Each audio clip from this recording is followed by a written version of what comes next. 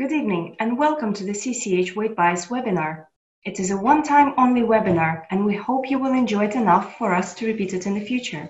My name is Mila Solankulova and I am the Marketing Manager at the College of Contemporary Health, otherwise known as CCH. You have probably received CCH obesity news bulletins and various toolkits from me before, if you are subscribed to CCH. If you are not a subscriber, I highly recommend you sign up for a breadth of free resources that we share monthly on www.contemporaryhealth.co.uk/subscribe. CCH has been entrusted by the London Borough of Southwark to deliver Southwark Healthy Weight training. It is aimed to equip all public-facing professionals in Southwark with skills to successfully manage patients affected by overweight or obesity. CCH also provides a range of CPD-accredited short courses covering a range of topics such as nutrition, childhood obesity, fitness essentials, and living and working with obesity. Please check the courses on our website. Tonight, I would like to welcome our guest speaker, Joe Nadglowski. Joe is the CEO and President of Obesity Action Coalition, an American national nonprofit organization dedicated to giving a voice to the individuals affected by obesity. The title of this webinar is Understanding Weight Bias. Obesity is quickly becoming a global epidemic, and each day health organizations are recognizing more and more that this is a serious chronic disease associated with more than 70 related conditions, such as diabetes, hypertension, sleep apnea, and more. While the recognition of obesity as a serious disease is becoming more prevalent, we still face a large hurdle in addressing obesity when it comes to weight bias. Individuals affected by obesity face weight bias in many facets of life, such as employment, education, healthcare, and more. Weight bias persists as one of the last acceptable forms of discrimination and limits our ability to fully address obesity from all sides. The purpose of this presentation will be to educate the participants on the existence of weight bias, its impact, and what we can do to eliminate it and address this global epidemic. Let me now pass you over to our guest speaker, Joe Nadglowski, to expand on this more. Over to you, Joe.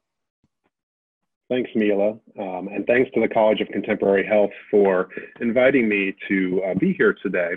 I'm coming to you from Tampa, Florida, where it is early afternoon, and actually we're having a bit of a thunderstorm outside right now, so if you have a little background noise, we'll just assume that's Mother Nature giving applause to my presentation. Just kidding, of course, but in all seriousness, we are here to talk about a serious topic called obesity bias or weight bias. And the reality is I get a couple reactions to this presentation. I give it quite often. And the first is that I see bias everywhere. And the simple reality is that's probably true. I see it pretty much everywhere. And you'll see that throughout the presentation today. But I think I want to point something out, is that I don't think all bias is intentional. I think bias often is done on a naive basis. People engage in it thinking it's okay when the reality is it's not. They don't recognize the harm it does. And that's why I do these talks, is to help them better understand that maybe you are doing some harm in kind of just adopting these what are perceived as normal attitudes towards people with obesity. The other thing this presentation is it's a little bit tough on healthcare providers. The reality is that there are good healthcare providers out there, but there are some that have obviously harmed the patients that they're supposed to be caring for. Almost all of us who live with obesity, myself included, have had a negative experience with a healthcare provider about our weight. And they do have a big influence on our lives and our health. So I will say that healthcare providers are part of the problem, but I do want to say that there are good ones out there. And then finally, before I dig in, I wouldn't be able to give this presentation without the assistance of Dr. Rebecca Poole from the Rudd Center at UConn. A lot of the anecdotes you'll hear me talk about today are mine, but the data that's in this presentation is what Rebecca put together, Dr. Poole put together, and so she deserves much of the credit for this work. So moving forward here, and I'm having a little, all right, we'll get the slides to advance. Okay, figured that out. So moving forward here is just a quick overview. I'll introduce my organization because I think it's important you recognize my biases before we talk about bias, and then we'll really jump into bias itself, going through definitions, showing you some examples, talking about how prevalent it is, the impact it has, and how we can make bias, how we can try to reduce bias.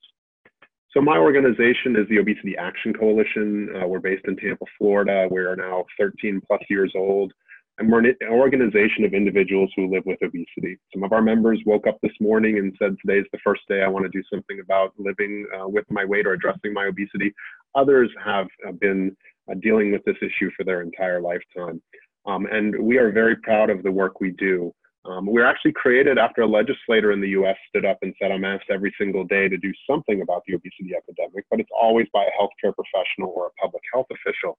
It's actually never by someone who has experience with obesity. And so we were created to fill that gap with the mission to elevate and empower those affected by obesity through education, advocacy, and support. And we really operate under a few core values. First, the one is important to our talk today, which is simply that individuals affected by obesity should be treated with the same level of compassion, dignity, and respect as those with other serious medical conditions. We're not asking to be treated differently, we're just asking to be treated the same. The second is that when people are ready to address their obesity and they want to address their obesity, individuals should have access to an insurance coverage for treatments of obesity. And unfortunately, in the US, this is not often the case. Oftentimes, the care for obesity is actually excluded from our insurance products. And then finally, no one should be stigmatized because of their weight, because they've chose to seek help, they've chose not to seek help. The stigma should just not exist. It is really a challenge in our society. And in fact, many of our members tell us it is actually the stigma of obesity that is the worst consequence of obesity, not the health problems, but the stigma of obesity that impacts them the most. And as I mentioned before, we were created to fill this advocacy gap, and we do so by having this nationwide network of members, although many of our members now are around the globe as well with the dawn of the internet. And at the very end of this talk, I'll talk a little bit more about OAC's education services and how you can be part of our community, time permitting. But with that being said, let's jump into the topic at hand, which is weight bias. And it really is my belief, and OAC's as well, that bias is important because it keeps people with obesity from asking for help, and it keeps professionals from offering it. It is the last socially acceptable form of discrimination. What often shocks people is that here in the United States, unless you live in the state of Michigan, you are not protected because of your body size. So for example, you could be fired from your job today because of your body size. You could be denied renting an apartment or buying a home because of your body size, et cetera. It is not illegal to discriminate in the US against someone with obesity. It definitely hampers our efforts to effectively combat the obesity epidemic. It is, as I mentioned before, one of our biggest challenges is this access to care issue. And again, because people think obesity is a simple problem of personal fault, this keeps us from taking concerted action around access to care and giving people access to treatment. So that's another reason why bias is important. And then finally, I think it's important to recognize that we all have bias. And if we had more time today, and maybe this was in a different format, I would actually have given you a little test called the Implicit Association test to help you recognize your own biases that you might have. And all of us have bias. And I've given that test hundreds of times, and I've taken it just as many. And I still have biases as well. So it's important that you recognize it, because once you recognize it, you can start working on it. So I've said the word often here. And so what does it really mean? What is bias? And bias is simply negative attitudes towards people with obesity. It can lead to worse things such as stigma, rejection, prejudice, and discrimination. It can be verbal, it can be physical, it can be relational, it can be cyber, it can be real, it can be perceived. So for example, in that case, which is not on the slide, but I say it often when I give this presentation, I give my own circumstances. One of my very first experiences with a healthcare provider about my weight was very negative. And so then I assumed everyone else after that would be negative towards me as well. And that was perceived bias. I put that bias on my healthcare providers, even though they themselves had never treated me poorly because of my weight. And then of course, bias can also be subtle, and it can be overt. And when I say these things, I say, well, it's probably often just to give you examples. So I'm going to share with you some things we've experienced in the US and around the world when it comes to bias. Here's a slide with lots of different images that you see here, and we'll touch on these, but that is a real Facebook page. Fat kids are harder to kidnap, and there really are apps that try to make you look heavier than you are. And these are the kind of things that we deal with all the time at OAC in the US, and I'm sure these problems exist around the rest of the world from talking to my colleagues from there as well. Now, a couple of examples. This is a billboard campaign that they actually did in Florida, not far from where I live in Tampa, Florida, that was put on by the people for the ethical treatment of animals. I'm a little concerned because I don't think they're very ethically treating people themselves with this campaign. This one, in my opinion, all it did is teach young children to refer to women of larger body sizes as whales. And I actually think that a vegetarian lifestyle would benefit many people with obesity, but I guarantee you no person became a vegetarian because you referred to them as a whale. And unfortunately, we see these kind of campaigns too often. You know, we see things like this in the US as well. This is one of the first issues OAC took on many years ago. We actually had an insurance company that made you prove that you were smart enough to have an obesity treatment, in this case, bariatric surgery. That's a real thing, and for never in the history of US medical care was someone required to have an IQ test to be able to receive care. And this, of course, as you see here, made news all across the US, and this policy eventually disappeared, but it was a real policy and another real example of bias, probably a blatant, overt example of bias. We've also seen it in our politics, and I'll talk more about this later with another example, but it wasn't too long ago that our own president got caught up in this issue as well when his health records were released and his BMI was 29.99, right? And it wasn't 30. And many people thought, well, no, the president has obesity, but he said his BMI was not that of someone having obesity. It was called the girther movement here in the US. But what was interesting to me is that it really doesn't matter, right? If your BMI is 29.99 or it's 30.01, the health consequences of that little of a difference in BMI is not overly different. Yet again, you saw how our society reacted and said, you know, come forward and saying he was being dishonest or someone was being dishonest about it when it's really no one else's business, right? The only business of someone's BMI, just because you wear your weight doesn't mean it's anyone's business other than you and your healthcare provider. So shifting gears, those are some examples, but now I'll go into the data and talk to you about why bias is a priority. Simply put, there are millions of people affected by obesity, so therefore there are millions of people affected by stigma and prejudice. There are serious consequences, and we'll talk about those, whether they're psychological, social, or economic. There are pretty significant impacts on health.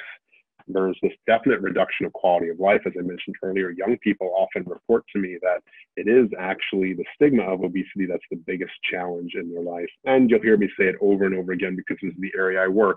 It stops us from being able to address this issue when it comes to policy and treatment, because again, people think this is a simple condition of personal failing instead of a much more complex one. This is a little bit of an odd slide in that it compares discrimination, but I think it's important to say, hey, we talked about what bias is before, but now we're going to talk about the worst part of it, which is what it can lead to outright discriminating against someone. And so this is some data that's been collected that shows, if you look at the bars here, and I guess the purpler bar is women and the lighter blue bar is men, and I apologize, I'm not great with colors, so you might see that slightly differently. But you can see from this data that if you are a woman, the most likely reason why you're going to be discriminated against is your gender, right? Is because you are a woman. However, the second most likely reason is because of weight. Now, for men, we do not see this same trend. It is very different. And if we look at this data in a slightly different way, you see it right here, and you see how early it starts with women. Women start facing discrimination because of obesity at much lower body weights. And in fact, some face discrimination just in the overweight category, and then more in those that have obesity, and then much higher, close to half of those who have severe obesity. And if we think about when I use this terminology, severe obesity is my term for class 3 obesity, or someone who has a BMI over 40, about 100 pounds or more overweight. And you see that with gentlemen, with men, it does not necessarily start to happen until they reach that severe obesity part. But definitely is true that women are more vulnerable to weight discrimination than men. Now, curiously, there's been some new data that's been published recently that I got to comment on that suggests that we see with younger men, we start to see trends very similar to those of women, where we actually are seeing in those of younger age that there is a growing stigma for men around their obesity as well. And I think this is probably not surprising for those of us that are in this space, because in this world, you know, we're trying to say that obesity is bad, because for most of us, obesity does have health consequences. But what we want people to understand is that the people with obesity are not bad. And unfortunately, in our efforts to make obesity bad and get everyone to be aware about the crisis that obesity potentially is, we've somehow made the people with obesity bad as well. And that is a huge, huge problem, in my opinion, and sets us back to being able to do something successfully around this issue. So why do we see this? Why do we see all this discrimination? Why do we see these things? It's because bias is reinforced in lots of places. And I'm going to highlight some of those for you today. We won't go through all of these, but I'll hit the highlights of a number of them so you can actually see examples of why we think that bias is so rampant and why it's so harmful. And so when we look at the mass media, you know, whether it's television or movies or news media or newspapers or magazines, you see these pretty stereotypical portrayals of obesity. And you see people with obesity, they're there, but they're often ignored. There is this reinforcement of the social acceptability of bias. You know, it's okay to make fun of the person of a different body size. Late night comics are allowed to tell a fat joke while they're not allowed to tell jokes about other topics. And, you know, when I say that reinforces it, well, just think about that. You hear that joke, and then maybe you repeat it the next day at a water cooler at a family event, or you share it on social media, et cetera. And this really does affect the public's perceptions about obesity. You know, if we looked very specifically at TV and film portrayals, there actually are, at least in US television, very few characters with obesity on TV.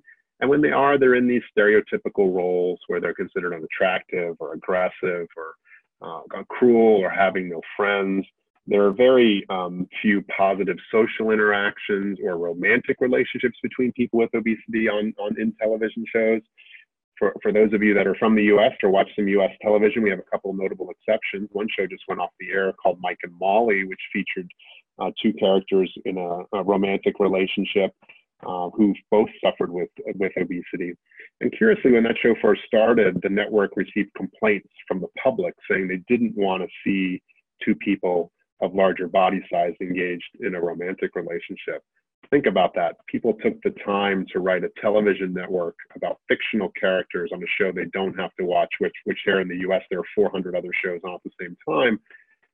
It doesn't make sense that people would do that. I mean, again, it speaks to that issue that somehow we've made people with obesity bad as well as obesity being bad.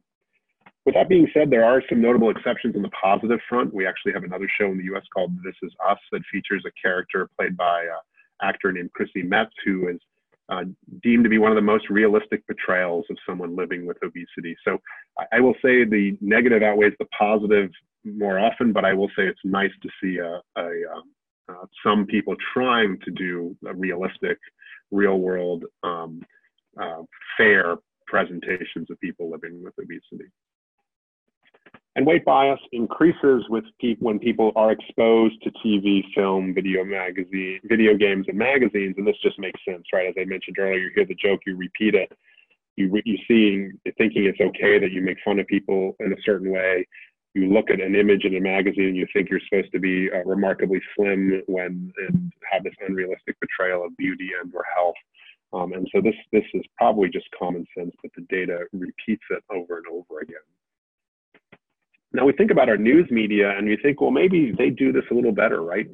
Are they better? Do they shape the way we look at obesity in a different way? And I'll tell you that if you switched over to Google, don't do this because you're supposed to be watching me, but if you switched over to Google and you opened another frame, you went to Google News and you searched obesity, you'd find one of these 9 images in the top 50 stories or images very similar to them. And this is how we typically portray obesity in news articles. The person's sedentary, they're eating poor quality foods, they maybe have a tape measure wrapped around and not wearing the most high quality clothing. And then, of course, my pet peeve, which is they're almost always headless. And we'll talk more about that in a minute. Here's a couple of news articles I'm picking on our friends at ABC here in the US today. If you look at the one on the right, scientists discover genes that control obesity. The reality is if we change that to any other condition, diabetes, cancer, you name it, we put the name in there. The picture is going to be a DNA helix or a picture of genes or the genome. It is not going to be someone pinching their belly fat, but this is typically what we see in these kind of articles. We see this kind of imagery. And so Rebecca Poole and her colleagues actually did some work at the Rudd Center and collected data around how people are portrayed in online news reports and the images that are there. And I mentioned that comment headless before. You see that very strongly here in their work. If the person was so-called non-overweight or normal weight, only 6% of the time were they shown without their head. But with people who have obesity, we show them nearly 60% of the time without their head in these kind of things. And then flip the characteristics and look at the positive characteristics. People with obesity are very rarely shown wearing professional clothing in these images, only 11% of the time in the study that they did. And you see the data, how much more it was for people who were so-called normal weight. And actually, here's the data again, looking at that looking at online news stories, but then if there was a video associated with it, and I guess it's a little more difficult to cut someone's head off in a video, or it's seen as less good format, but you still see the headlessness being represented there, and you still see the differences in the way professional clothing is worn as well. So I think our media is likely unintentionally, by where they buy their B-roll and or their stories, contributing to bias as well. Moving in their news reporting. And here's a summary of that data. 72% of images stigmatized individuals with obesity, 65% of videos did. Stigmatizing images really worsen public attitudes. Non-stigmatizing images improve the public's attitudes. And the public is tired of it. They're really tired of the stigmatizing images. They want us to go non-stigmatizing. And I think you see this in the backlash against Photoshop in magazines, and some of the things you see around people standing up to fat shaming that's often happened in some of the celebrity press. And although it is very rare that those people that are shamed in the celebrity press actually have obesity, they are being shamed for their body size. So it is, in my mind, at least progress when we see those kind of activities, and we see people standing up and saying, don't make fun of someone or give them a hard time for being a few pounds heavier than they had been in the past. Other places where we see bias, it's in our political cartoons. We're going to talk a little bit about politics here in the US. And so these are cartoons that appear in our papers. This is Eat Less Fatso, making fun of our food pyramid. We don't have a food pyramid in the US anymore. We have a plate. There are just as many of these kind of cartoons around the plate as well. I mentioned the politics earlier with President Trump, but there was another candidate for president. He didn't win, obviously, because President Trump won, but who was also deemed to be too fat to be president of the United States, and that's Governor Christie, who has an interesting story because I think, although the media decided he was too heavy to be president, he is one of the few public figures in the U.S. has gone very, very public with his story about living with obesity and seeking help for his obesity. And when he did so, it was one of the first times in a long time I can remember that someone went public with their story and nobody popped out of the woodwork and said, well, you should have gone on my diet or tried my exercise program. Governor Christie had a bariatric surgery procedure. And in the American public's eye, he was someone who needed a bariatric surgery procedure, and they didn't give him a hard time for doing it. And I think that's a slight change in our attitudes here because, again, there's a stigma about having obesity, but there's also a stigma about needing help for your obesity. And in Governor Christie's case, he overcame that. Now, he's very public with his story. He has very severe obesity, and so maybe that's the public's okay with that in that situation. But to me, a small sign of progress in moving towards changing this issue of stigmatizing people for needing help. So I'm going to shift over now and talk a little bit about bias in the workplace. And this is another area where we receive all kinds of reports. And again, as I mentioned earlier, you're not really protected in the US by laws that make it so it's illegal. And some of you have probably seen the kind of studies they do to do this, or even seen news agencies repeating these studies where they basically take someone who is normal weight, send them in for an interview, and then they take the same person and put them in what's called a fat suit or an empathy suit. And of course, the slim person is almost always hired. And again, the data bears this out, right? There are inequitable hiring practices. It's more difficult to get hired for a job if you have obesity. You face prejudice from your coworkers, you're assigned lower wages, you see more disciplinary action, among other things. And, you know, candidates are less likely to be hired, they're perceived as a lower or poor fit, they have a lower salary, and they're evaluated less favorably. And there's really a penalty in the US, and this is some interesting data because this data shows a difference in wages between both men and women in the US with their salaries. And there's newer data that's come out that actually suggests women earn up to 15% less than their normal weight counterparts if they have obesity. And men, it's almost a break even at no change in pay. And as I mentioned earlier, people with men are less likely to be impacted by bias as much as women are. Although there was some interesting anomalies in the data, and further research is needed, but the data seems to suggest that if you're a Latino descent in the United States, you actually earn a little bit more money if you have obesity. So something for the researchers to continue to dig out. But again, that trend where women are the ones who struggle the most with this is definitely repeated over and over again in this research. And women report not only wage penalties, but the way they're treated in the office as well. And this is, again, a big study that looked at whether people face prejudice not only from their bosses and their employers, but from their coworkers. And you see the data there. It is a remarkably challenging thing to have obesity and be in the workplace and be surrounded by some of the programs that are put forward to supposedly make people well in the United States. We have these things called wellness programs that in many cases people with obesity perceive as actually being penalties, and not so much about them being well, but penalizing them for struggling with their weight. And then, of course, we talk about healthcare. And this is the area I mentioned earlier. I'm a little hard on the healthcare providers. And we see pretty highly documented levels of bias among all the major healthcare providers. This data, their bias levels are equal to or greater than that of the general public. You know, how do they view people with obesity? They view them pretty much the same way. The news media tells us that they should be perceived, right? Or the mass media says they should be perceived, where people are perceived as non-compliant, lazy, lacking self-control, awkward, weak-willed. It's the same things that you saw earlier. And I think this, you know, one thing that there's a real opportunity is for better education about obesity in medical training will take this away, right? I think right now the vast majority of healthcare providers are getting their knowledge about obesity from the mass media and not from their healthcare training. And so I think one way we can combat this is to improve healthcare training for them to better understand this.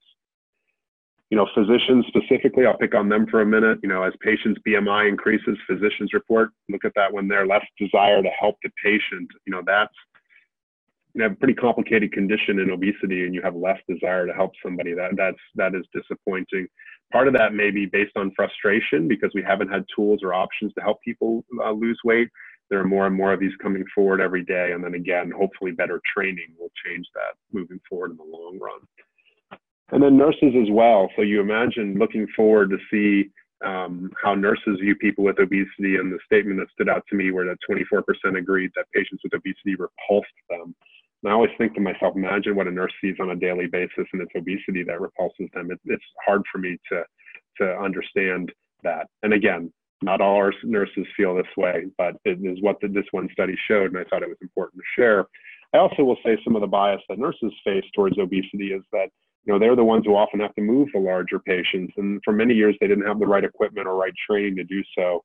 One of the things we can do to reduce nurses' bias is to actually, again, get them training in their medical training, but also teach them how to use the right equipment to avoid injuring themselves and moving people of larger body size. And so what happens as an individual if you are stigmatized because of your weight? Well, obviously you feel berated, you feel disrespected, you're upset, you perceive you won't be taken seriously. You report that your weight is blamed weight is blamed for all your problems. In fact, there's a quote that's used here in the United States quite often where you could appear at your healthcare provider with an axe sticking out of your head, and your healthcare provider would say your head hurts because you're fat.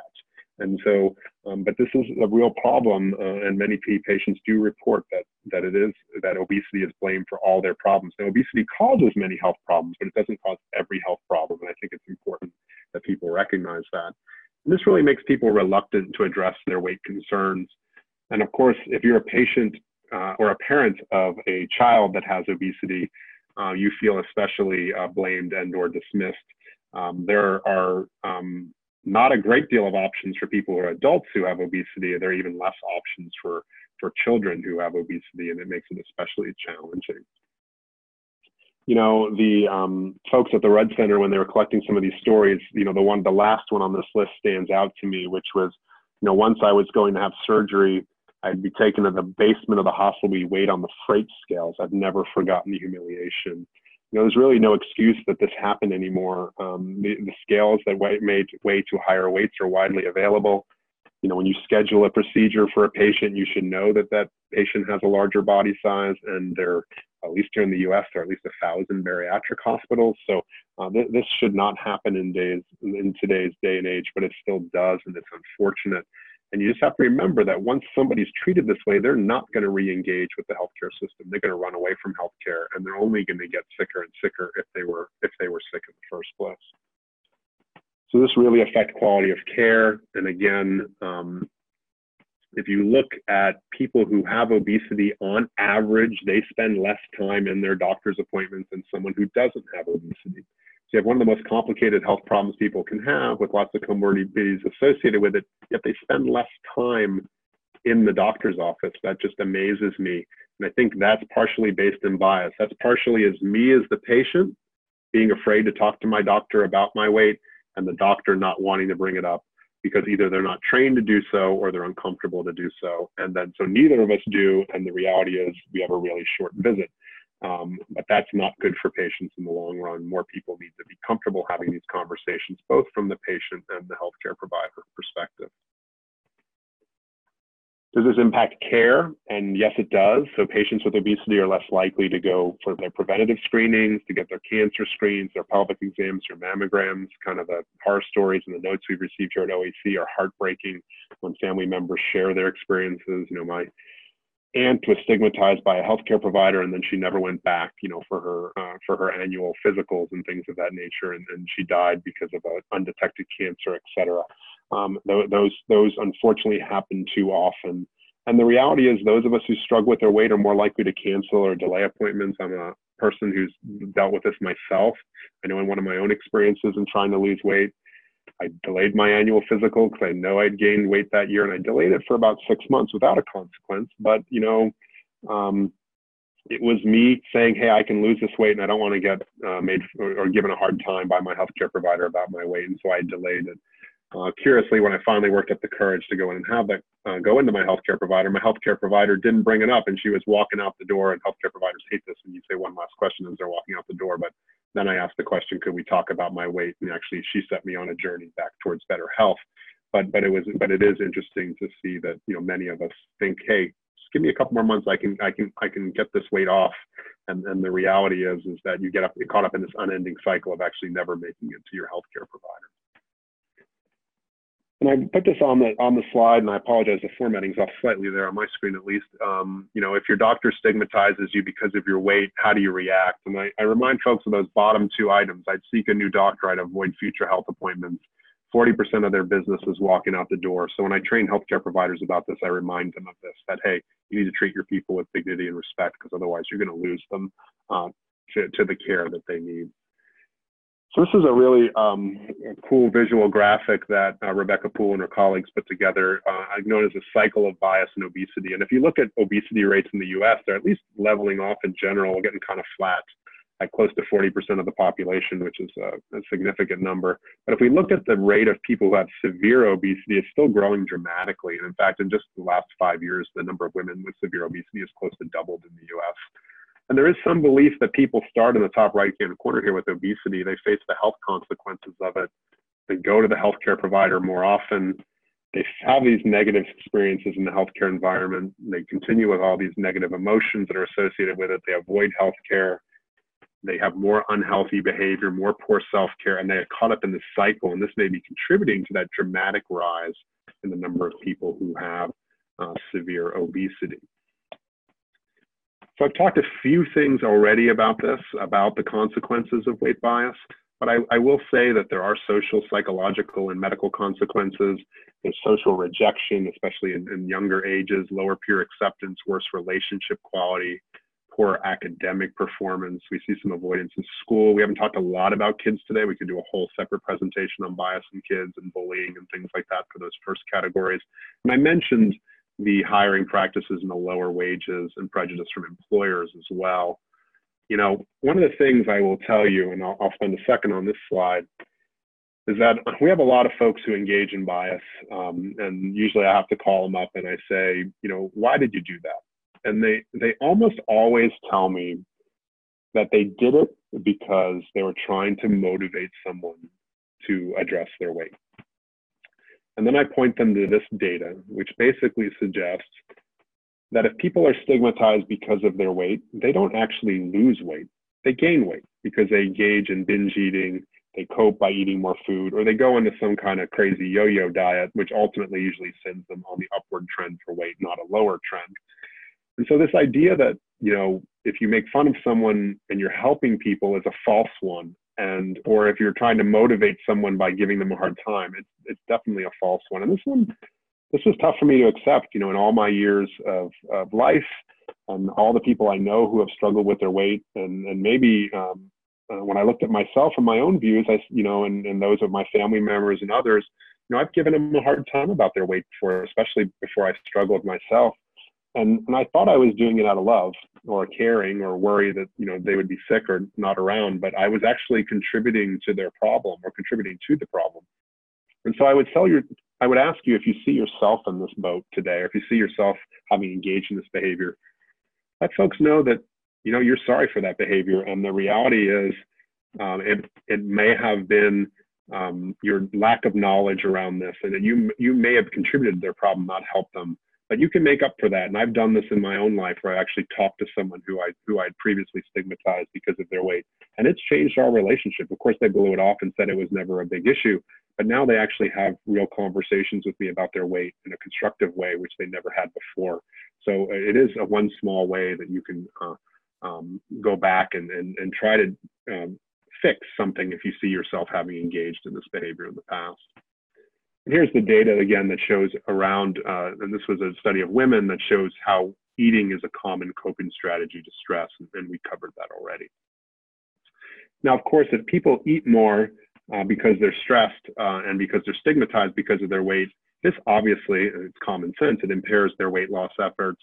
It causes them to have higher calorie intake. If they're in a weight loss program, they're more likely to drop out of it. They have less weight loss. This causes them to avoid physical activity. You know, we hear all kinds of stories of people being made fun of at the gym or out exercising because of their obesity. Just drives me crazy. We don't make fun of an alcoholic or someone with alcoholism going to an AA meeting, yet we make fun of someone with a larger body size going to the gym to try to get healthy. That it just doesn't make sense to me. And of course, that has all kinds of other impacts on cardiovascular health and causes poor quality of life. So a couple of strategies to reduce your own bias. I mean, just ask yourself what assumptions you have about a person with obesity. You know, the example I like to give is, say you see someone walking down the street and they weigh, you know, 300 pounds or 150 kilograms. And, you know, you make an automatic assumption that they have an unhealthy lifestyle and have engaged in bad behavior. But if you've never met them before, you don't know if they weighed twice that a year prior and they've done something truly remarkable and lost a dramatic amount of weight. So please try not to judge somebody when you first meet them. Try not to have stereotypes. Try to treat them with dignity and respect, the same kind of compassion, dignity, and respect you would want as if you had a health problem that was visible to the public. It takes small steps. It takes each of us on an individual basis to start to do this. It also takes us on an individual basis stepping up and standing up for someone if you see them being treated poorly. Remember that most people with obesity have tried to lose weight over and over and over again. In fact, some people have given up, but almost everyone has tried to. And people with obesity likely have been stigmatized, especially women, because of their weight at some point, especially by a healthcare provider. Obesity is not simple. It's a product of many factors: genetics, environment, our environment makes lifestyle changes very, very difficult, and it is definitely more than just personal responsibility. Yes, you are responsible to deal with the hands of cards you've been dealt in life, but you don't have to do it on your own. You can seek help and get help to do it moving forward to try to be as healthy as you can be. Language is important. Watch the language you use.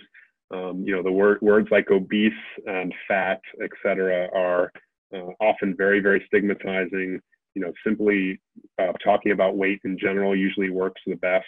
You know, we have adopted in the U.S. this view of using people first language, where we don't use the word obese anymore. We say people have obesity, just like people have diabetes or people have autism. I would encourage you to adopt that language as well. And then I'd also just encourage you to be really careful on how you communicate about obesity. We know obesity is a crisis, but we don't need to, you know, obesity itself is bad, not the people who have it. And sometimes when you see, you know, the example here in the middle, he has his father's eyes, his laugh, and maybe even his diabetes. We're making the people bad, right? Not the condition. And so we have to be very, very careful with the way we put this kind of materials together. OAC offers resources to help people make sure they use the right kind of imagery. And it's not only OAC who does this. We have partners from around the world, those in Canada, Europe, and the World Obesity Federation also has these kind of images. And if you visit our image gallery, you can find more, and I'll link you to the other image galleries from around the world. Here's my cheat sheet of what to do and what not to do. You know, watch the headless images. If you're ever doing a presentation on obesity, please, you know, take out your headless images, watch the language. You know, fat jokes and humor. I wish we could joke about this, but we're not there right now with where we are, especially joking about treatment. So I would encourage you to avoid doing that, especially jokes that are directed at an individual. You know, be respectful, right? Be appropriate. Make sure people are shown in the way that you would want to be shown. So here's my summary of the bias information. It's prevalent, it's pervasive, it really harms people, whether it's psychological or physical, and it really makes obesity worse. And the reality is that people are heavier today because of bias, not lighter. And it keeps us from doing something as a nation here in the US and as a world around obesity as a whole. So I promised I'd end and just share a little bit with you about my organization. We offer all kinds of educational resources, some of which you can see here on the screen, all directed towards those who live with obesity, from our Understanding Obesity brochures, which includes an excellent brochure on obesity stigma, to our magazine, which comes out quarterly and features all kinds of novel articles on obesity and living with obesity, to our different brochures, especially one that we're proud of called Understanding Your Weight Loss Options, that goes through the pros and cons of obesity treatment in a very, very balanced way. All these resources are available to you to download from our website, a couple more highlighted here. You can visit our website and find more information about our community, the individuals who make up our organization by visiting obesityaction.org. You'll be invited to join our community there. It is free to join our community and receive our resources, and very much hope that you'll consider, after hearing today's presentation, be part of our organization, no matter where you are, whether you're a healthcare professional, a patient, or just a general interested member of the public. So here's that website address again, and I'm going to turn it back over to Mila to lead the Q&A. Thank you very much, Joe, for such a mind-blowing presentation. I'm sure we all learned a lot about weight bias, and this is an issue that cannot be undermined or ignored. So now we would like to go to questions, and just to give our listeners maybe a couple of minutes to gather their thoughts and pose some questions. Just to remind to everyone who has joined us a bit later, you can post your questions into the chat, and Joe will answer them. So I may start with a question for myself, really. I mean, you've mentioned quite a few techniques, and I was just wondering, if you're a health professional, a nurse or a doctor, what could you really say or advise to your patient who has this unhealthy weight to empower them and, you know, to make sure that they actually don't deter their next health check? And maybe you can draw parallels from your own experience because you have had a very successful journey. Thank you. Yeah, so that's a great question. So what I often ask or encourage healthcare providers to do, and every system is different, but in most places you have an intake form where you fill out a little bit of information before you as a patient go back to see the healthcare provider. And I often suggest people actually put a little note on there to say, hey, is it okay if the healthcare provider talks to you about your weight? And most people, because again, they're nervous about bringing it up, may say yes. And that's easy. Then if they say yes, then the provider can have that conversation. If they check no, then the provider can take a little bit different approach. They can say, hey, look, I know you checked no here on this, and you weren't ready to have a conversation about your weight, but I just want you to know that this is a safe place to have that conversation. I'm here to have it with you when you're ready to do it. I think we have this tendency to try to want to force people to be ready to address their obesity today. And the reality is, and I found this in my own personal experience, unless you can make addressing your obesity your #1 priority in life, it is awfully hard to be successful at it. And not, you know, if someone else is having another major health issue or they're having family issues, it's often hard to make it that #1 priority. And it may be better to actually wait and actually have a different kind of effort with that patient and then come back to them, you know, weeks, months, or even years later to have that conversation. Brilliant, thank you. We have some more questions here. So Nick has just posted, is there more stigma for someone who elects to have bariatric surgery versus someone with obesity who decides to lose weight without it? Yeah, so there's actually some interesting data, not a lot of it, but there is some data that suggests that when someone loses weight without medical intervention, society sees them as in a better light than someone who loses weight with medical intervention. And so the reality is that there is a stigma around using bariatric surgery or, say, pharmaceutical interventions, which are available in many parts of the world now to address your obesity, that doesn't exist if you so-called did it on your own, which is kind of a, you know, in many cases a false concept, but and something we need to combat, right? So somehow you've cheated if you use medications, you have surgery. And I think that's something we need to convince the public that needs to change, right? The reality is if your health is impacted by your obesity and you need help, you know, the fact that you tried to do it on your own and you're continually unsuccessful, you shouldn't, I mean, it shouldn't be not okay for you to seek help from somebody else, meaning you need medications and or surgery to do it.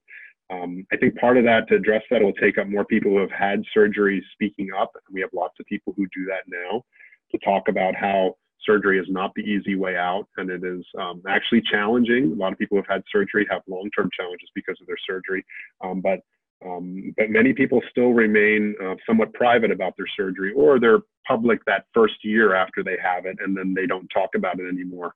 And we need more people who are long-term surgery patients to step forward and talk about that experience, that try to help reduce some of those perceptions.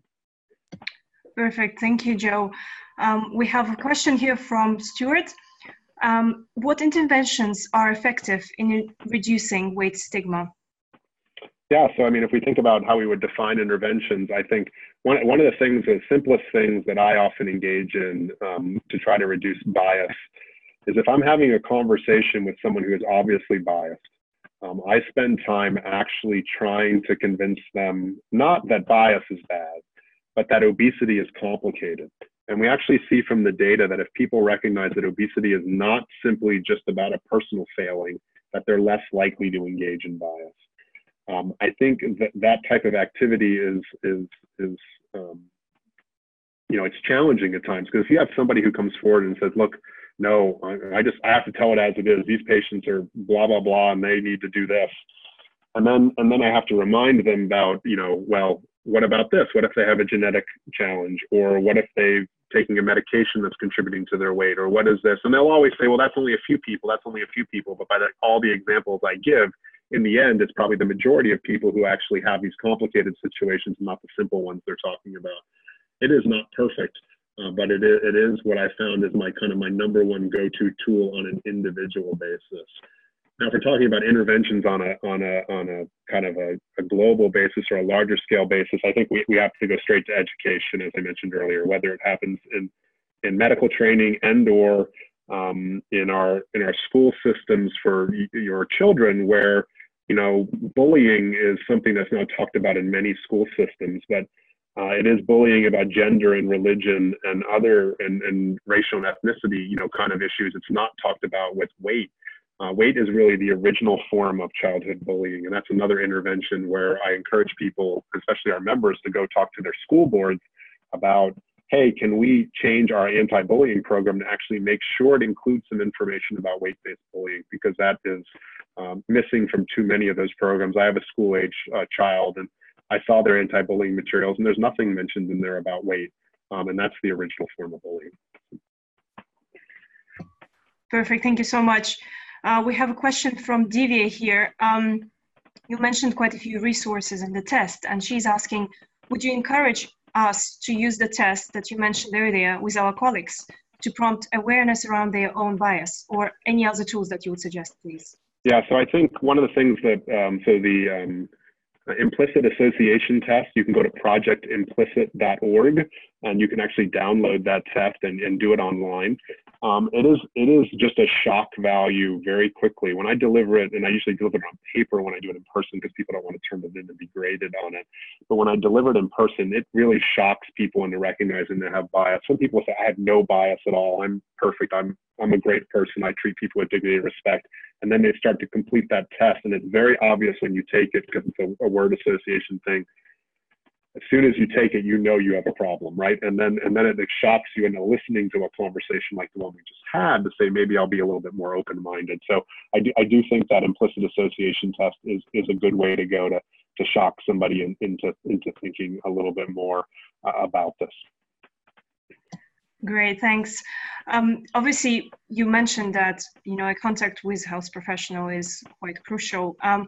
Is there anything would you suggest to train health professionals? We have Emil here who is asking, do you have any training practice of addressing this subject to the doctors or other healthcare professionals?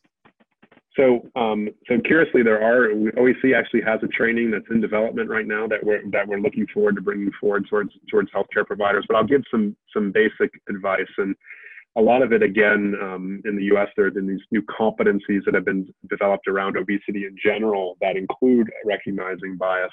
But just a couple of simple things that healthcare providers should think about that maybe they don't think about always. And obviously, I mentioned the language things earlier, and that's probably one of the easiest things to do. But there are basic things around like office setup. Like you need to have chairs that actually accommodate people of different body sizes. Think about your scale procedures. So when you weigh someone, so first of all, I know in my provider's office, I've picked on it many times for doing this, the scale's kind of out in the open, right? And I'm not particularly comfortable in being weighed in front of people. So think about how you have your scale set up, and then think about, does your scale accommodate people of larger body sizes? And if not, do you have access to one? And can you make that change? And then second, maybe a simple thing would be just to ask people's permission to weigh. We don't ask people's permission to take their blood pressure, and I realize that, but taking your blood pressure is not stigmatized. Being weighed is stigmatized. So some simple things along those lines. Now the question keeps getting asked is, well, what happens if they say no, they don't want to be weighed? Well, then the provider then has to have a conversation about, you can use that information to say, hey, I noticed the nurse wasn't able to weigh you today. Why was that? Let's talk about what that is. And maybe that leads to that next level of conversation. I do, though, then go all the way back to the very beginning of what I said earlier about the complexity of obesity. I think bias will disappear when healthcare providers, especially among healthcare providers, when they better understand the complexity of this, and they understand the treatments that are available. And maybe that's another thing I should point out, is that when we have more treatments that are effective, I think some of this bias will go away. The simple reality is that we do not have a treatment for obesity that works for everybody. No matter how great you think your program is, if you're a healthcare provider right now, you do not have 100% success rate. We turn people's stomachs into golf balls and reroute their intestines, and some of them still have obesity. And so as we get better with the interventions, maybe too, that'll take away some of the stigma as well. Because right now, the easiest thing to do is, if an intervention doesn't work, is to blame the patient, when the reality is we should be blaming the intervention for having responders and non-responders. Thank you so much for this. We have 2 more questions which are very closely related, actually. So it's about how to start. So how would you start as a health professional to communicate with your patient about obesity without causing stress or stigma? And what sort of language would you use for that? Thank you. Yeah, so I think I mentioned earlier the idea of if there's an intake form to actually ask, is it okay if we talk about your weight today? But I think that question, is it okay if we talk about your weight today, is really a nice general terminology that, you know, opens the door for that conversation. I think you could add some language to that to say, is it okay if we talk about your weight today? And by the way, I'm not here to judge you. I'm here to work with you and try to help you through this. I think if you see and you actually follow model interviews, you often see patients react visibly to some of these conversations because they've had bad experiences in the past. So you might hear a healthcare provider suggest, hey, let's talk about exercise, and you'll see the patient kind of, you know, cringe a little bit or something along those lines. And you have to pick up on some of those cues to say, hey, wait, did you have a bad conversation about that? So maybe let's not talk about exercise. Let's talk about increasing your physical activity and not about, you know, you going to the gym, you know, 7 days a week for 30 minutes kind of thing. I don't think it's a perfect science. So all of us with obesity are different. And I think that's the hard part. Standardizing this is going to be a challenge. But I do think that simple question, just saying, hey, is it okay if we talk about your weight today? And again, if they say no, to say, look, this is a safe place for you to have that conversation when you're ready. I'm here. We can do this together, and I have tools to help you. You know, that will, in most cases, will actually get the patient to open up right then and there. And if not, hopefully they come back the next appointment and are willing to have that conversation. Brilliant. Yeah, I totally agree with you. I think if a doctor would face you and actually, you know, level up with you and invite you to open up, you know, earn your trust, I think any patient would open up. We have one more question here from Nick. Where does weight bias has the most impact on an individual? Is it social situation with their doctor, or is it media portrayal? Yeah, so I mean, it is interesting to argue about where the most impact is. So I mean, I think if you talked about health, you know, obviously it can be because of the healthcare provider and that they haven't delivered the care you need or given you the tools you need, or you can't utilize them because of the past circumstances. But again, many young people tell me, especially people who are in their 20s and 30s, where the health consequences of obesity maybe haven't manifested themselves as severely as they do for older people, that it is the social consequences of bias that impact their lives the most. And there may be gender differences in this as well. So it seems as if, you know, men with obesity are usually motivated by a health event to try to address their obesity, and women have some motivations around social issues. But again, everyone's so different. Not everyone with obesity is the same, so it's hard to measure that. But I think it is an equal balance between social issues as well as health issues, and it is the underlying challenge. So bias is the underlying challenge with everything I think we do with obesity. The reason why we haven't been successful in addressing this condition globally as a society as well as individually is the roots of that are bias. And you know, if we can start chipping away at bias, then I think we can make progress on both the individual and global efforts to address obesity. Great. We have one more question here from Susan. Joe, you've been very popular today. So there is a question about, again, talking with your doctor. So would it be preferable to find the cause for the individual carrying excess weight and address that first, I guess, as a health professional? Yeah, so I mean, it's an interesting question. So I mean, so why people carry extra weight or have obesity? Can it be because of a medication that you're using to treat them for something else that causes them weight gain? And obviously understanding that and letting the patient know that, hey, maybe this isn't some, you know, you probably think it's your own fault that you've gained this weight, but it's actually this medication you're taking is contributing. I think that would help in the conversation. But I also think it's important to recognize that some of us, you know, carry extra weight for really complicated reasons too. So we might have had an adverse childhood event or trauma in our life or something along those lines. And the reality is, in order to address their obesity, you're going to have to address those issues first as well. So I do like this idea of at least, I don't necessarily know that you'll always find a cause, but trying to identify a cause beyond some failure of personal responsibility by the patient is a good place to start, in my opinion. The reality is that, again, if we knew all the causes of obesity, we'd be able to solve them a little quicker. We don't know them all yet, but I do like the idea of looking at the individual and saying, hey, what's at the root cause here? It's not a bad idea, in my opinion. Sorry, I promised it would be last question, but we have just one more question, and we have like 1 minute left. So if you mind, Joe, it's a question from Stuart. So Stuart mentioned that you noticed quite a few terms that you use for obesity. It's obesity, larger bodies, weight, extra weight. So what terms are acceptable?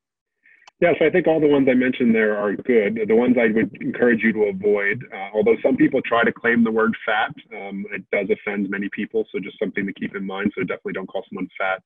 Again, don't call someone obese. I mean, they have obesity, right? You know, we don't say someone's cancerous, so I would avoid that. You know, watch, you know, when you say unhealthy and things along those lines, and then a word that the surgeons used is a challenge. They use the word morbid or morbidly obese.